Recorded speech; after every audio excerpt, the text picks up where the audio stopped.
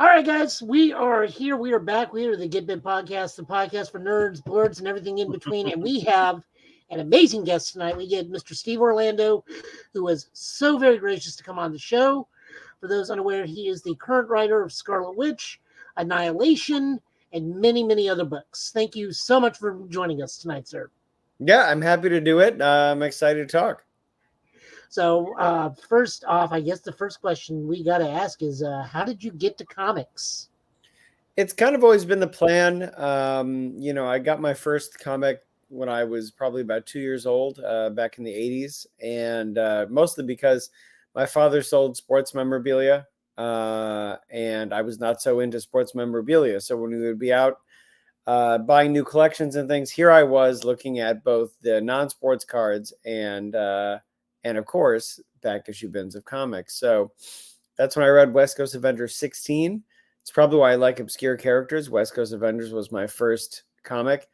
And I was immediately like really, really sort of taken with the colorful worlds, the madness of it all.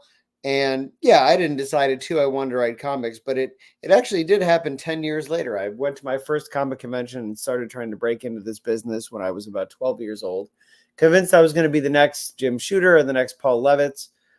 For folks who don't know, both of whom broke into comics in their teens.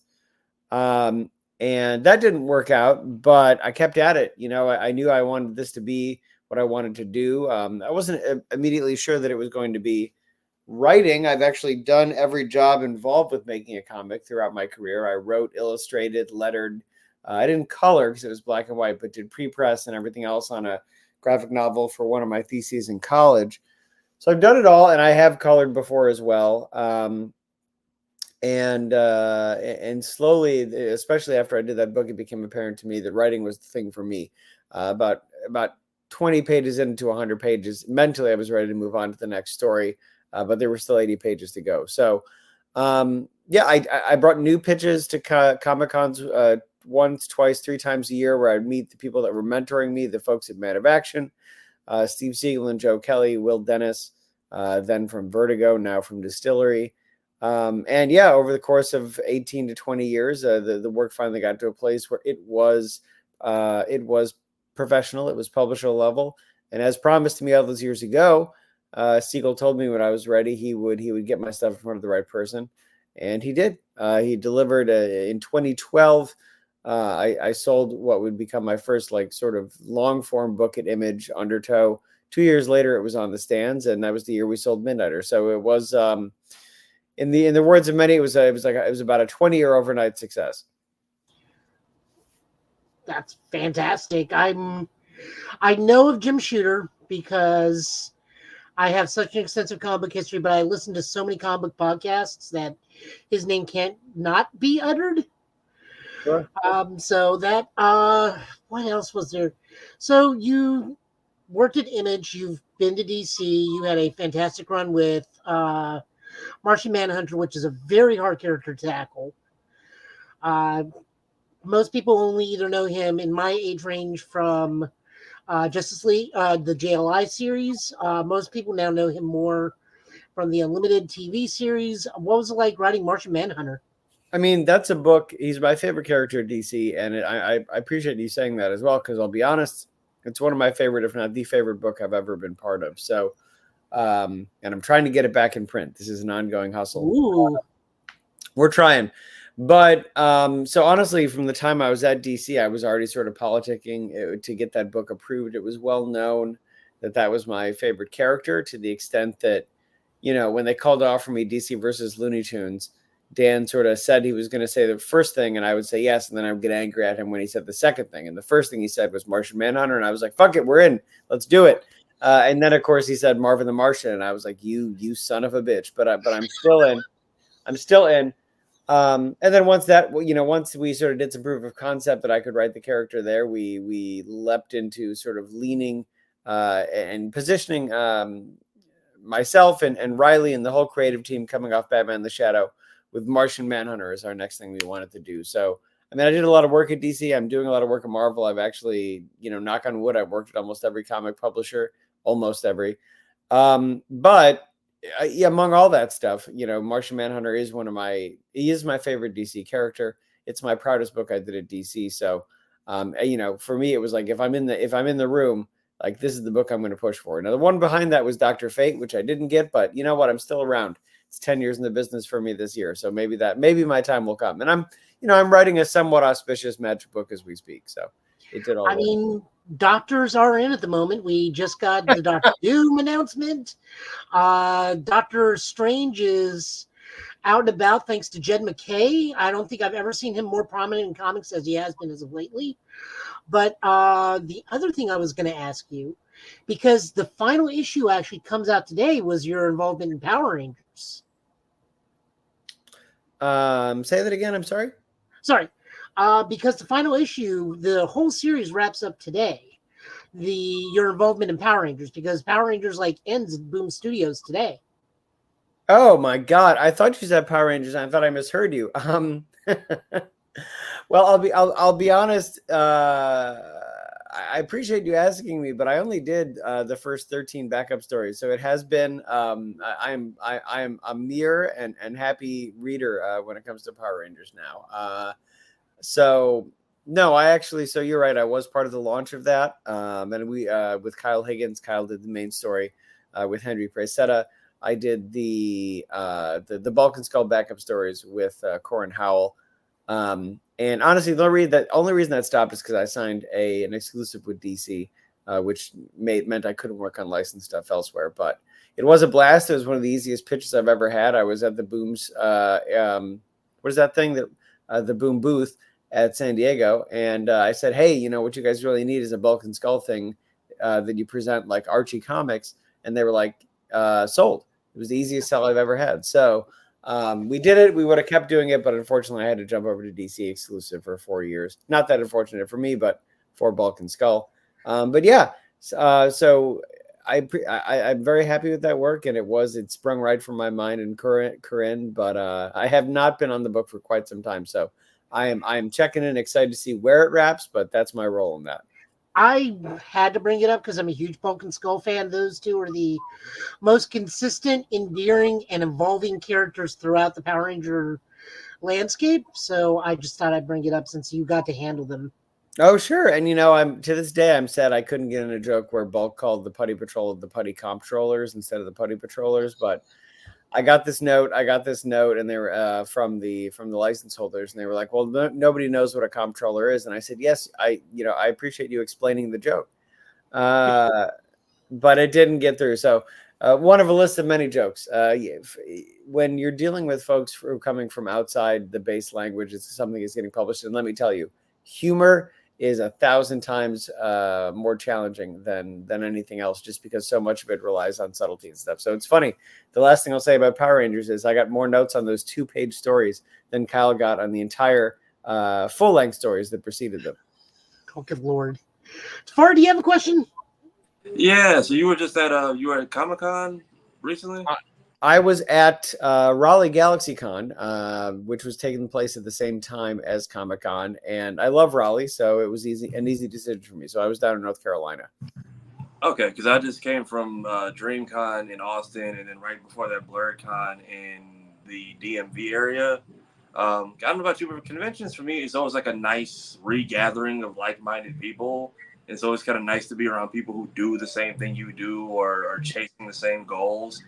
Is there anyone who ever gave you any like gems or like just nuggets of encouragement, either recently or early on, that kind of helped along your path?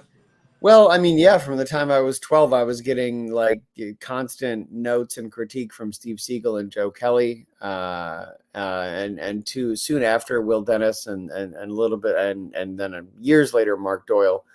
But no, I mean, the guys that taught me how to write comics, either the people that are responsible for me, for better or worse, are the Man of Action guys. For folks who don't know, they also created Ben 10. If you watch that on TV, Kelly and Siegel most of all, but also Duncan Relu, also Joe Casey. And I mean, listen, they told me what I needed to hear, not what I wanted to hear, for almost 2 decades.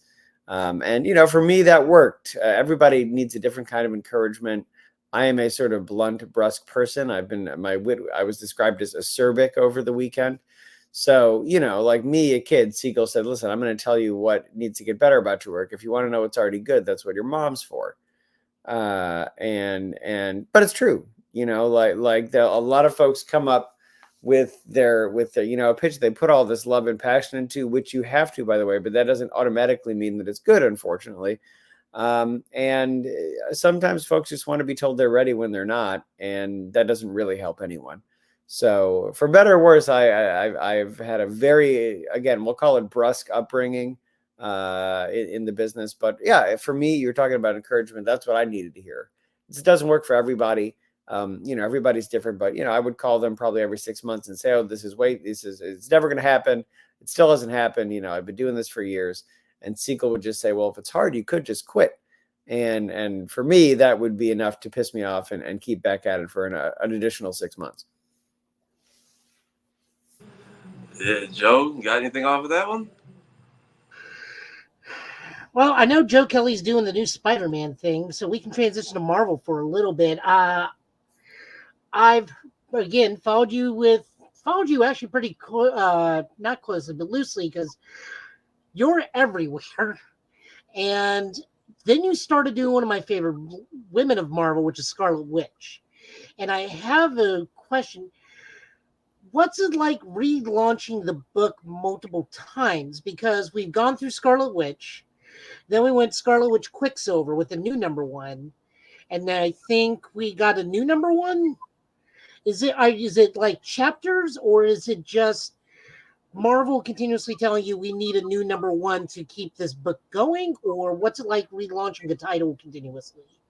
I mean, it is, we, at the end of the day, we want to tell the story for as long as we can. And, I'll go out on a limb and say the creators are not any more specifically fans of frequent relaunches than readers may be.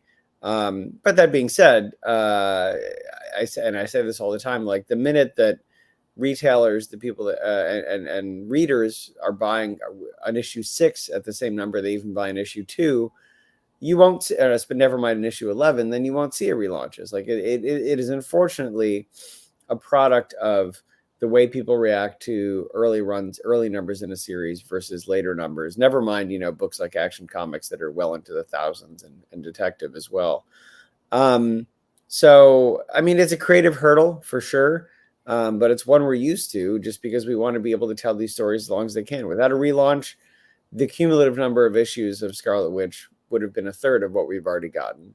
And that's not ideal. I'm not like sitting excited about that, but it is right now what we're working with, right? Like we want to keep these things going. When a publisher believes in a book, I mean, they still have to make money, unfortunately. So, and it just, between people, the demographic has fractured, and that's fine. People should read comics the way that they want to, whether that is as long as they're paying for them and not stealing them, whether that is in digital, or whether it's in print as a weekly, or rather a periodical book, or a trade paperback. That being said, periodical sales are still, for the moment, the metric the publishers use. So as long as that stands, and as long as people are going to order deeper on 2 issues 1 through 5 versus an issues 1 through 10, that's kind of where we're at. But look, it's a creative challenge. But we exist in an industry of challenges. And so that's just one of many, and it becomes something that hopefully you can turn it into something good. With Scarlet Witch and Quicksilver, I'll be honest, if we hadn't done the new #1, we probably would not have had the focus on Pietro that we did, because it is both their 60th anniversaries. But being able to retitle for that time and kick off again gave us that opportunity. So much like anything else, like we got to find the exciting parts in what we have to do, and tell the best story possible. That's kind of where we're at least. Tafari? So, what was it like when you guys got the GLAAD Award nomination? Almost as good as if we won it. It was. I mean, look, I was very excited. I was early in my career. It was pleasing to see folks sort of put some recognition on that we had done something different and sort of groundbreaking with Midnighter.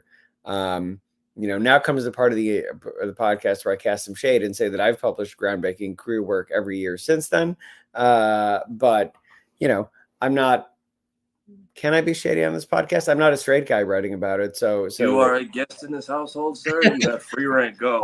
Fire that's away. all I'll say. That's all I'll say. So, but it was, it is always an honor to get spotlighted, and all we can do, whether we get nominations or not for those things, is keep telling the best possible stories we can. For me, I don't want to tell, first of all, whether any kind of story, needless to say, a queer story. I don't want to tell one that I've already told before. So now, 10 years in, I'm trying to talk about something new every time.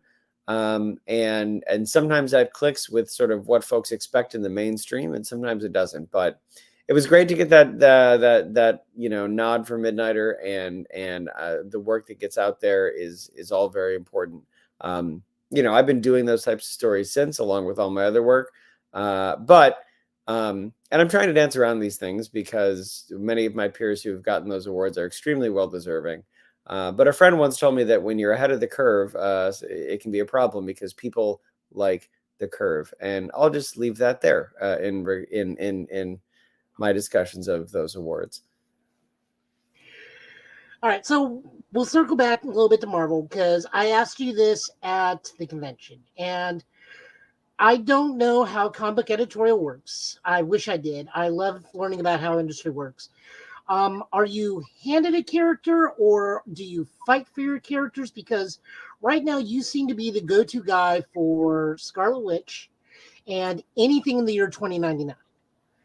Which I just got done reading the most current Annihilation, which was fantastic.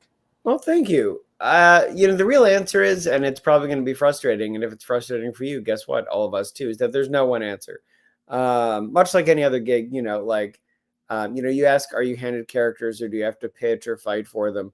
Honestly, it depends on who you are, and also your relationship with a given publisher. Look at when I was at DC. There, I was on exclusive contract, and I fought for a Martian Manhunter book for years before it got approved. At the same time, like other publishers, I've done things like at Mad Cave, my book Exorcists Never Die, which I had a blast doing. That they came to me with a little kernel of an idea. They'd read my work and asked if I would develop it into something more. But the core idea, the original seed for the idea, did come from them. That's why it's work for hire. At Marvel, it's kind of all the above. And at DC, I mean, the bigger publishers, the more variations on how they can go. Sometimes they call me, sometimes I check in. We're all very protective of our books, so we want to write them for as long as possible. But as far as things like Scarlet Witch, it's interesting. Like, I probably got that offer because I had done Darkhold. But who knows what type of alchemy happened before they offered me Darkhold all those years ago. I wasn't privy to that.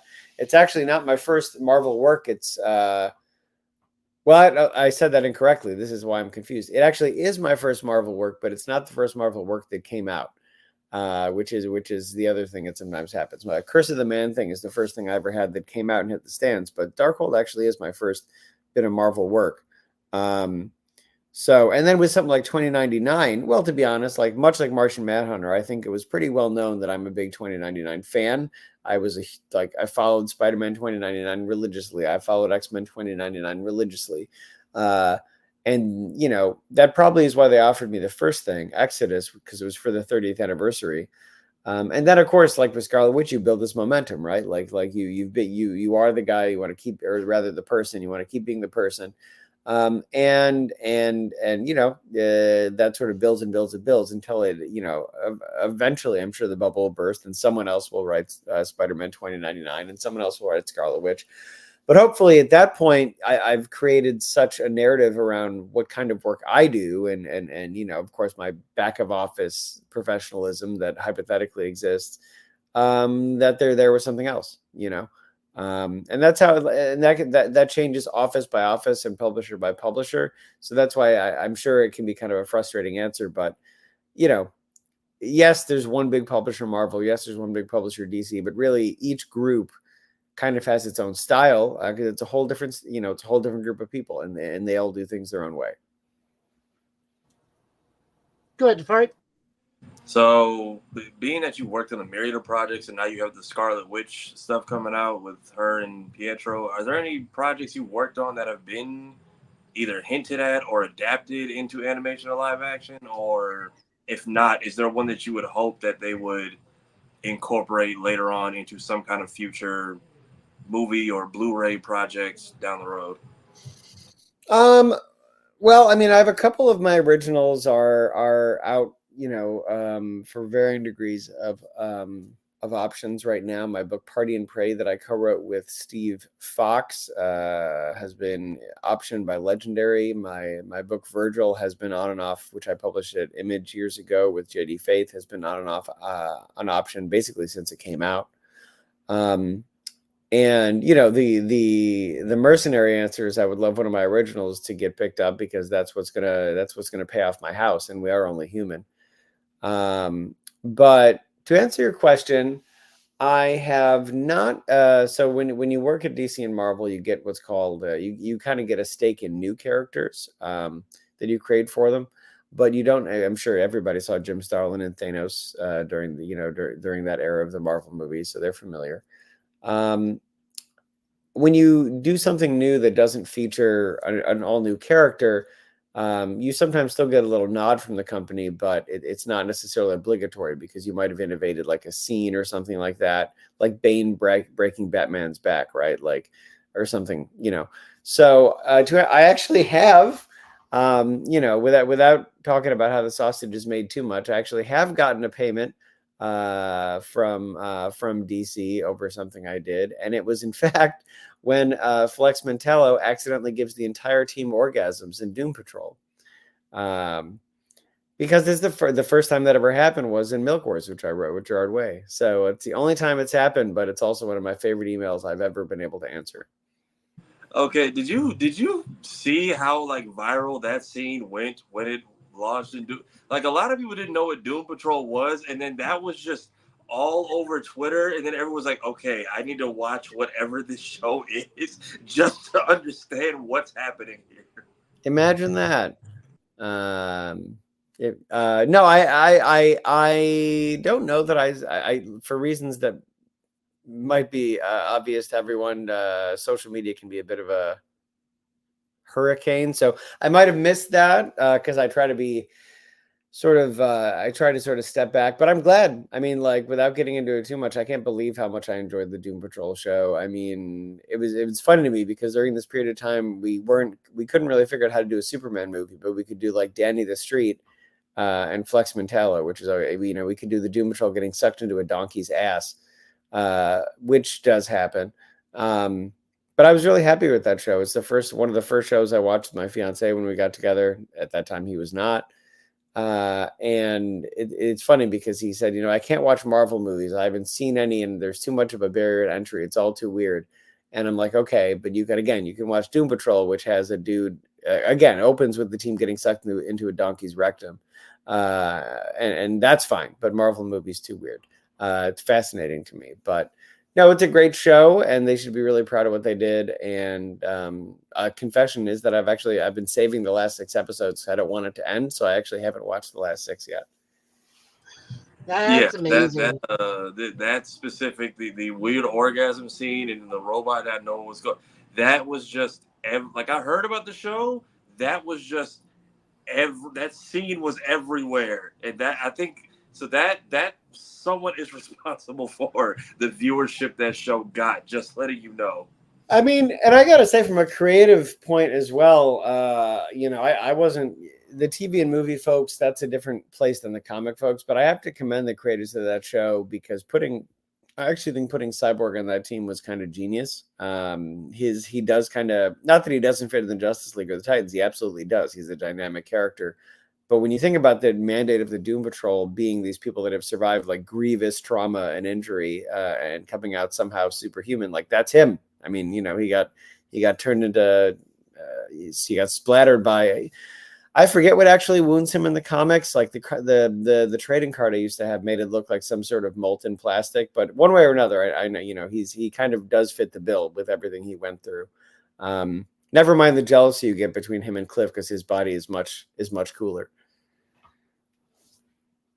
I feel like So, Cliff and Cyborg are like back in World War II, you had like a sophisticated American tanks, and you had then Russian tanks that were like essentially operating on like someone pedaling like the Flintstones, but they were very sturdy, and that's Cliff. He's analog and nearly indestructible. But then Vic is like the latest iPhone. We talk about Cyborg quite a bit on the series because we tried reading his most current book and we just couldn't do it because it was so weird because he's on so many teams that he's a team player, and then when they try to get him like on a solo book, it was like, well, who's his arch nemesis? Like, is it Brother Blood? Is it no? That's the cartoon. And then of course the art was a little weird, so like that kind of killed it for us too. Not to mention I like the Cyborg from Doom Patrol much more than I did the Cyborg from the Justice League movie, but I'm a little biased. Well, I think it was more relatable, like the obviously the effects budget is not on the show what it is in the movie, but they did a lot of work to make you feel for Vic in a much more tangible way. But then again, to the movie people's, without hitting them too hard, a movie these days, well, I shouldn't say, maybe it's 4 hours long, but even if it is, and it should be 2 hours long, but even if it's 4, the average TV season is like 13 hours. So they do have more time. Yeah. I think they made great use of it. Okay, I got it. There were some questions I did have from reading Annihilation 2099. Was By it all means, always that's fresh? yes? Was it always intended? Annihilation always intended to be like a kind of anthology, following the different heroes rather than one big thing with the backup story being Dracula going to the planet. Yes, they've been that's something that they've been sort of pushing and asking for. Like you notice that the horror focused run we did in January was similar. Mm-hmm. It was these introductions. So they've been really interested in introducing these 2099 versions of or open. I shouldn't even say yes, introducing new characters, but opening up new pockets of 2099. Whether it was the horror stuff in January, whether it was the cosmic stuff this month, and then of course, yes, we're going to try to bring it all together. So. Though the last two were essentially they were series of one shots. Conquest is not that. It is as much of a blockbuster as we can fit into 5 issues, and brings together folks from Annihilation, folks from the horror run, and folks from even before that, from Exodus and Dark Genesis and things like that. So, but I think they want to do the work to not short shrift the introductions for these characters, and I've been thankful for it. I got to create from whole cloth these new versions of characters and actually spend time giving them real origins. So however we got there, it was really, really exciting. I think I love all the Annihilation issues. Probably Surfer and Red Hulk are my favorites. That's I was just about to say, because when I read Silver Surfer, I was like, this is one of the most classic Silver Surfer tales I've read in the past 20 years. This is like the most deep of all the Silver Surfer books that have been out in a while. This is a one shot. And it's not even the original guy, but we did get the Ron Mars seal of approval, so that's all right. The other question I had was was Wolverine as Nova? Because I remember the last time we visited 2099 with Nova, or someone who had a Nova helmet. We can say it was Conan. No, I don't think anyone's going to come after us. Was it always intended to be Wolverine, or were we? If he was still available to Marvel, would the last Nova had continued to be Conan because he had the helmet? I'm gonna be honest with you, that's a great question to which I don't really know the answer. There was the suggestion that it would be a great place to build off the existing Wolverine stuff in 2099 because he had been injured in Time Storm. But the Conan stuff, I actually bust David Pepos' balls about this all the time because I had just unified all of the 2099 timelines into one, and then he was like, "Ha ha! Just kidding. We're gonna do another one." And which happens, by the way, like that's why I'll just rib on him, but it's okay. But so I probably would have worked that one in, or I mean, because it was in the past of 2099, it probably would have been unified. But the Conan's loss came in between, so I actually don't know. I mean, but I will tell you, it would have been a different book because it would have been more He-Man than Western in space with Conan. But to be clear, I fucking love Conan, so that would have been amazing. Yeah, so I'm always gonna give you guys the most honest answer possible, at least within the bounds of my contracts. And I do not know that if that discussion was had, it happened outside of my purview or above my head or whatever you want to say. But that being said, it would have been awesome. I would have loved to see Conan take on Dracula. But I'm glad you said that, because you kind of will get it in a way like Conan. And this is not, Conan is not in the book, but when you meet the villains of Annihilation, when you meet the villains of Conquest in a couple months, they're Spider-Woman's people. And all we know is that she left her planet because she hated, it was too horrible to live there. And she was inspired by Spider-Man to come here, to come to Earth and become Spider-Woman.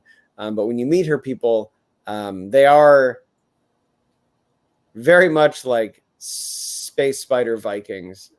So in a way, you will get Dracula versus Conan, but he's even meaner, and he's Spider-Side 2099. That's fantastic. But he is a big, beefy spider person in space, so we're kind of getting it. Now I just need Spider-Side to kill Rep Rap, and my world will be great. How dare you? I love that character. I'm getting off this podcast. See what you did, Joe. It was a matter of time before I screwed it up. You fucked yourself, Joe, because I don't even want to write Amazing Spider-Man. I just want to write Rec Rap. But why?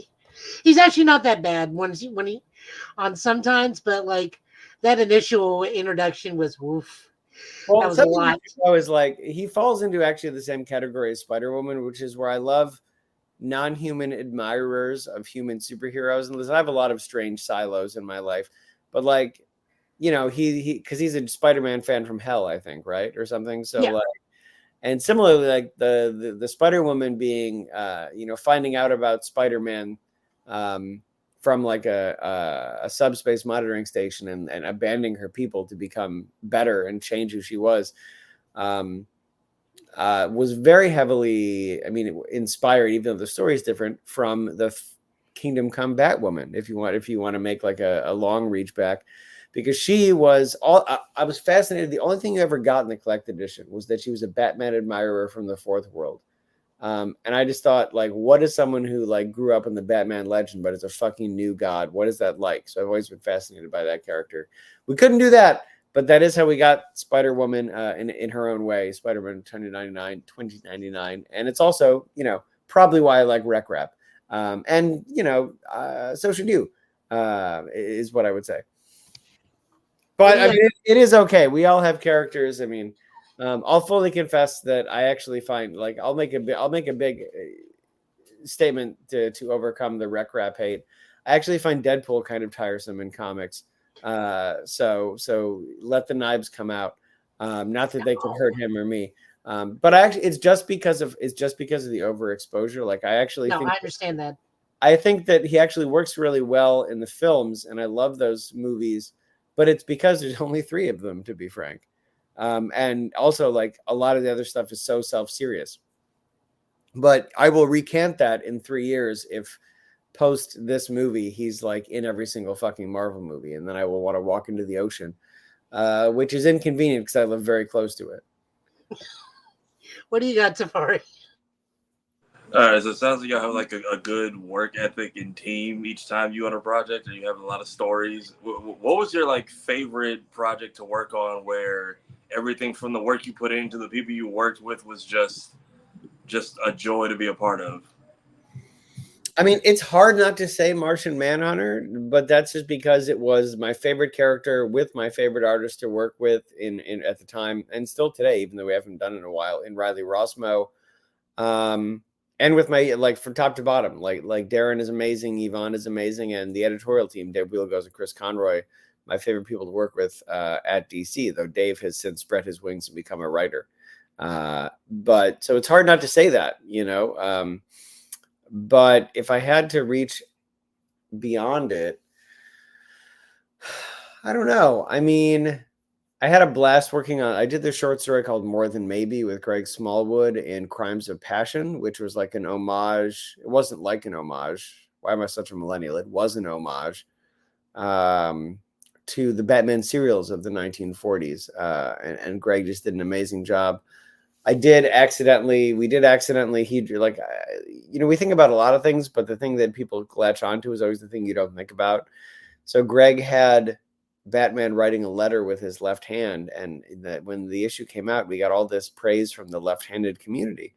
And I'm glad, but they were like, "Oh, can you confirm that Batman is left-handed?" And I, to be honest, Greg drew him with whatever hand he wanted to draw him writing with, and he's also Batman, so I would wager that he's ambidextrous, much like he's good at everything else, except making weddings happen, I guess. But he's generally good at everything. So that was a blast.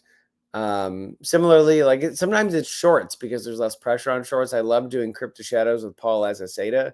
He was like someone I wanted to work with since I was a kid. I'd point out as well, my late friend Tom Lyle and I got to work together on one of the DC Giants, and similarly, like just a pure joy, as you said.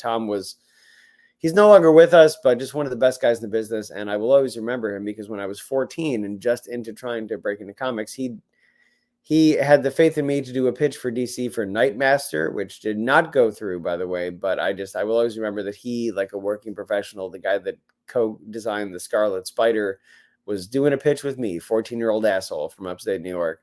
So to then bring it around where I was in and say, listen, I'll do this, but I really want to work with Tom, was really, really pleasing. So, as someone who was a ambidextrous kid, that's a nice little nugget to learn. But it made me too slow, so they're like, pick a hand.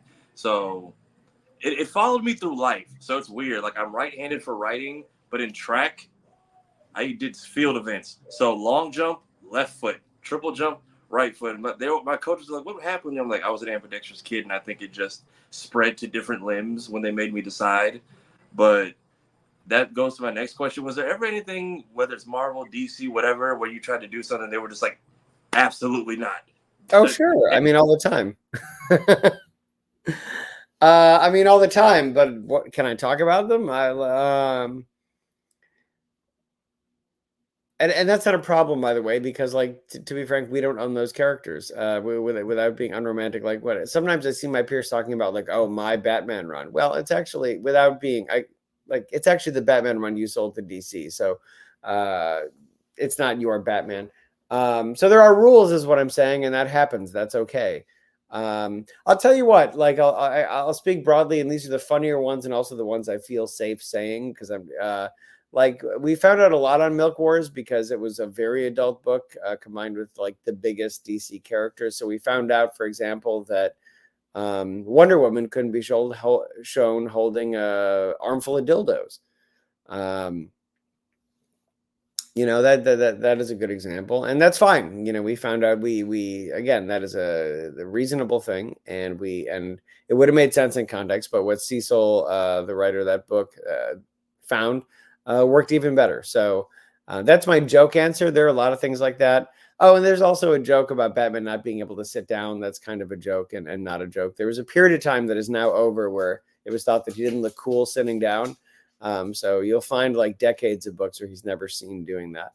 But those are all, that's inside baseball enough without me setting myself on fire. And they're both somewhat amusing. So there you go. Okay, I was gonna ask, is there anything like you're like, I can't believe we got away with that, but we're just gonna throw that one out. Alley-oop to Joe. Oh, get away? That's easier because I went to print. That means it's okay. Okay. But I mean, to be honest, like that shit happens all the time. It's usually again sarcasm things. Like I tried to get like this is innocuous, but I tried to get Darcy to call Polaris Dr. Polaris as a little inside joke because she has a PhD. But they were like, no. But then I'm shocked sometimes at what we can get away with, especially with Darcy. Like we couldn't have her say asshole, but we could have her call Loki's cousin a gold-plated hole of an ass, and a shiny whining enema. So sometimes the fact that I myself am somewhat verbose and obtuse ends up winning because they're not they're colorful phrases that aren't technically as vulgar as the basic ones. So yeah, I mean there's stuff like that. We did get like we had an iguana birth canal in Martian Manhunter, which I was really surprised that we. But you should know that Riley like love to be challenged. So I was like, yeah, we're gonna tell the scene from inside iguana's birth canal, and he crushed it. So I didn't think that was going to get through. I mean, the entirety of Milk Wars, to be honest. And I'm sure there's more. Again, it really depends. It really depends on the character. I'm regularly shocked at the type of jabs we can get out of Darcy, and Scarlet Witch. And it's usually the ones that are relatively innocuous that amuse me more than the more vulgar ones. Like I think Gold Plated Hole of an Ass is funny, but I weirdly think it's funnier that there's never a problem with her referring to characters as Disney characters. Like she calls Hexfinder Maleficent. She calls another character coming up Elphaba. She calls Polaris She-Hulk, which I was sure someone was going to say, well, she's not She-Hulk. This will be confusing, but it's obvious that she's not She-Hulk. So thank you.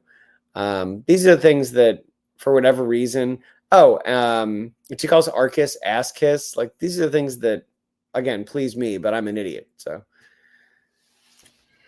You do use Darcy quite a bit. I don't know if this is even like a thing, but do you guys even like get to talk to Kat Dennings or ask her anything, or no, one of those things where like they got to get permission from her to use her? No, because technically technically they're different characters. Now, if we were using a direct license, you might need permission, for example, or not. Pardon me, likeness. Sorry, it's late in the day for me here in New England. If we were doing like a likeness, maybe, but no. I mean, we're doing a version of the character, much like how they introduced Phil Coulson years ago. The thing with Darcy, it was convenient because we had created a new character and it was already basically writing Darcy, so it was like kismet. My sense of humor, I mean, Darcy is just me, to be frank. Like that's how I talk, and I myself am a jackass. So it's not that hard to write her, and we realized that we were basically already writing a Kat Dennings voiced character with this. I can't even. I think her name was Ventura at one point, and then we were like, well, we have her appearing in WandaVision. We haven't debuted Darcy in the Marvel universe, so if we make this Darcy, we get an extra boost, and it all just sort of made sense. As I said, you want to get as much eyes and attention on a book as possible. So that was sort of like happy accident, to use a Bob Rossism. But she's been a blast. I mean, like for a character as wildly powerful as Wanda, who can walk in these cosmic and liminal spaces, it is a gift to have Darcy on board to sort of have our point of view and sometimes say this shit is fucking weird, which is often beneficial. Which I also have to thank you because you brought in my favorite, one of my favorite mutant ladies of X. You brought Polaris over into this book. I thought you were going to say Mantor the Magician. I thought you were his one fan. I mean, I don't want to let people know on my fan of Mantor, but no, thank you for bringing Lorna in. I love her to death. Well, she's coming back, as you might have seen. She's in the second issue, so she'll be around for a little while. That was something else I was going to ask because editorial, because you're using Lorna and yet Lorna's going to be over in another book. Do you have to check with the X camp on what the character's doing when you use them? Or is it just kind of free reign to use characters and then they get someone to sort out continuity wise later? Well, the answer is somewhere in between because, yes, usually editorial because they're all on a Slack together versus us who are off wherever. We'll ask if someone is free before they come in and things like that. At the same time, it's comics. So as long as things fit, it doesn't necessarily mean they're happening at the same time, right? So like, yes, we can have Polaris. We don't really have to worry about the specifics of what's going on in a parallel book because for all you know, that happened the day after our story ended, or the day before. All of Resurrection of Magneto happens in between the ending and the X weeks later scene of Scarlet Witch and Quicksilver. So, but the unsaid thing though is like, obviously, if you're getting this toy, don't fucking break it. Like if we're gonna have Polaris in the book, she can't suddenly change her costume and give up this life of crime and open an ice cream shop. Unless, of course, that is back to what it was before by the end of the issue. So, yeah, you make sure someone's free, and then you use the character. And it's unlikely you would see another creator making like a major change to a character that they're not the lead on. But if it makes sense for them to show up, it is all one universe, you know? Oh, I know we're getting close to time, so just before we get out of here, what future projects should people look out for, and like where can they find you? Well, I am on Twitter and what is the other one? Instagram. I'm at the Steve Orlando. Very easy to find there. As far as new projects, man, what's been announced? Well, if you were at Comic-Con last weekend, you saw the Wrestlers of AEW opening Origin comics. I actually wrote those. So those are probably extremely rare on eBay right now. But what else is next? I'm doing Ewoks starting this fall. There's Conquest 2099, which we spoke about. You'll see me on, I guess I can't say which ones, but I'll be picking up 2 different Unlimited series, which are the digital first things Marvel does on Marvel Unlimited. And I'll be honest, like, as a creator, it's really fun doing those because it's just a different type of work. It's basically like writing a comic strip versus a comic book because it's all vertical and all the panels are the same dimensions. But it's also, for someone who loves the business, quote unquote, and the history of the business, doing essentially the modern version of a newspaper strip is actually really, really fun to me. So I'll be on there. There's Avengers Assemble, which starts out very soon. I just put the first book to print right now, and that is like, honestly, we got every Avenger, almost every big name Avenger that is not on Jed's team is in our team. So it's a dream come true, especially for the West Coast Avengers guy. Especially because Wonder Man is there, and I for whatever reason I fucking love Wonder Man. And so is Lightning. There's just a lot of West Coast Avengers classics there, so it's a really fun team. Hercules has been a surprise. Talk about a joy. Hercules has been a surprise joy for that book, so that's coming out soon. What else is going on? I'm doing a bunch of Gotcha Man content at Mad Cave. I'm doing the Galactor book. I'm doing some one shots with the other characters as well, which you'll see from me. You'll see from Tommy Lee Edwards. I have. There's probably even more. You know, like as you said, I work like a bastard because I have to pay off this house and eventually give up this life of crime. But at the same time, like you never know when these things come out. So I'm kind of like, what is actually been announced and that I'm not accidentally spoiling. But so there is more. There's even more than I said. Oh, and they just announced that I think this 5th issue of Scarlet Witch has a Daredevil guest spot for Halloween, which I'm very excited about because we found out they've almost never met in the past 60 years. So it's been really. I'm really excited about that issue. Lorenzo Tomato's drawing it. It's gorgeous. There's a soft WWE reference because I myself am big into wrestling. And it's just a nice haunted subway train story for October 2024. So I'll be very excited for that to come out. I think the only thing I really want to ask outside of this, and in spoilers, is Ileana going to walk through the door anytime soon? I did just say I like to be honest with you, and anytime soon, probably not. I would like to bring them together because I had a lot of fun writing her in the X-Men issue of Curse of the Man thing, and then I wrote her again in X-Men Green. So if the book continues past where we're approved, I would love to bring them together. We got to see where things settle with the X-Men office. But I could shine you on that, but that would be bullshit. She's not in the immediate plans, but my past tenure shows that I love the character. So if we can get her in, I absolutely will. Any chance you'll be heading up X-Men 2099, a new X-Men 2099, since we're really pushing X-Men and really pushing 2099. I just figured you'd be the guy to be heralding the 2099. Listen, X-Men 2099. So it is not yet in the plans. We know what's going to be coming in the spring as well. But listen, X-Men 2099 is like one of my few remaining dream books. The one shot I did with it as part of Exodus is my favorite issue of that entire series. So, but you will. So I would love to is the answer, and hopefully it'll happen.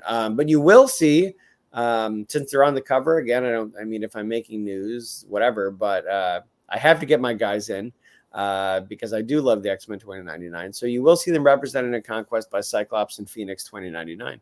Ooh. Hard for me not to do the Adventures of Cyclops and Phoenix 2099 in space. So Tafari, do we have anything else? I think I'm good. Mr. Lyon, do you have anything else for us? Oh, I mean, a lot. But clearly I can run my mouth. But no, I appreciate you guys having me on. I'm always happy to talk. I'm glad I could run into y'all in Nashville. You know, the real tragedy is that I didn't have barbecue when I was in town. This is not, I know. I did have some amusing Italian food, I say, as a half Italian. They didn't take it to Maggiano's or something like that, did they? No, but I don't remember where it was, but it was far too like hipster to be a place called Maggiano's. Okay, so you were probably over in like East Nashville or something like that, because that's the real hipster area and whatnot. But no, I'm happy to be on, and you know the like I've been saying, like for folks who are, you know, a lot of these questions sort of centered around industry type stuff. If you want a book to continue, we have to support it. You know, I saw Tafari's hand go up when I mentioned don't steal it. Like it's very hard for us to see folks online proudly talking about pirating the work and things like that. If you know, this isn't necessarily just about us, it's about the creator. So if you love a character, support it. It would be a lie to say the periodical sales don't matter a little more now, but I would also never say anything other than read the way that is most convenient and most exciting for you. So what's important is that you do read and you support the stuff. So, and that just doesn't go for me.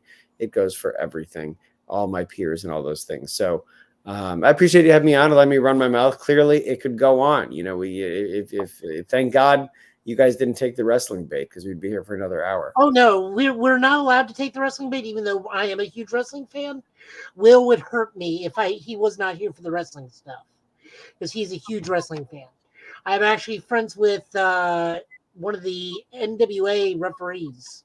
Oh, right on. Well, I will simply ask this: what are you most excited for this weekend at SummerSlam? I don't want to be the guy that says the main event.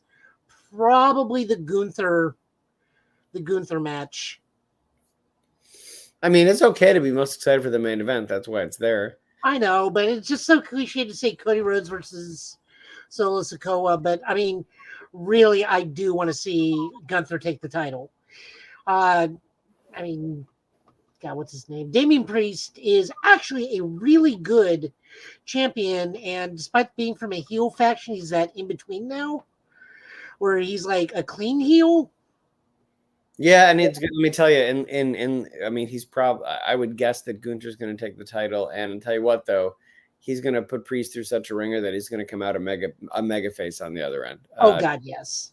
But no, I'm really excited for Gunther. I got to be honest, like not to be a wrestling hipster, but I saw him back when he was Walter, and about 150 pounds heavier, and he was awesome then. He's awesome now. So it's been really pleasing for me to see him climb up there. Yeah, I mean, I'm also excited for the main. I'm mostly just excited for whatever wild ass shit Jacob Fatu's definitely going to do, even though he's not in the match. Oh yeah. I had Hurricane Helm steal a Green Lantern ring from me. I was wearing a 3D printed one that was really, really cool. And he's like, we were watching like one of those local matches for like so-and-so whatever it was called at the time. It wasn't TNA. It was just one of those local ones they'll put together and get some good names. Sure. And he saw the Green Lantern ring. It's like, hey, can I hold it? It's like, yeah, he was expecting it. And then it's like, oh, I got to go on the bus. Like, I want to stop him, but at the same time, I know I shouldn't. Man, he got you. Well, he's a huge Green Lantern nerd. So it's like one Lantern nerd to another. So I'm a huge Kyle Rayner nerd. Oh, well, that's why you got excited about me mentioning Ron Mars. Yes. What else? So next time you're in Nashville, I know to bring you barbecue. Yes, absolutely. And I hopefully will be back. If not next year, the year after. I try not to like repeat so that I don't dilute myself, but I would love to come back. I had a great time down there. Yes, I will bring you decent barbecue. I mean, fuck that. I want to go to Party Foul and get that fucking Bloody Mary that has 2 whole I fried don't chickens. know if Party Foul will be here when you get back because they're actually going out of business. Well, that's what happened. Didn't someone find a body in the bathroom years ago? Like that tends to. You know. What is happening up here? Um, Fried chicken, and we just went from fried chicken to body in the bathroom. If you ever Well, go to man. Milwaukee or Wisconsin, though, Sobelman's has a $60 fried chicken Bloody Mary you can get. So there's your backup. $60. The other one's like 30. Does it come with a hand job? Like Jesus. I just went there for college. I didn't stay. I don't ask. All right. But anyway, look, it is like I said, it's a pleasure coming on. And once I do some more hustling, I would happily come back and talk to y'all again. So thank you. Absolutely. Would love to have you back as many times as you'd let us interview you. Right on. All right. All right, guys, everybody, thank you so much. We will see you. Well, me and Tafari will see you tomorrow because we still Also got support your local comic book shops. Oh, people. God, yes. No, please. If you are in Nashville, go support Rick's Comic City. I go there. I spend more money than can be announced in this podcast every 2 weeks. But they do not have a Green Lantern section because of me in trade. Legitimately, I have from the time Kyle has the ring until current in trade. And I've gotten it from them every single time. I have so much. If I can like rotate the camera after we come offline. But guys, we'll see you soon. We'll see you tomorrow. We'll get some of this on the show, and then we'll run the full cast next week. So you're hearing this now as I'm saying that. That makes no sense. We'll just see you soon. Bye, guys.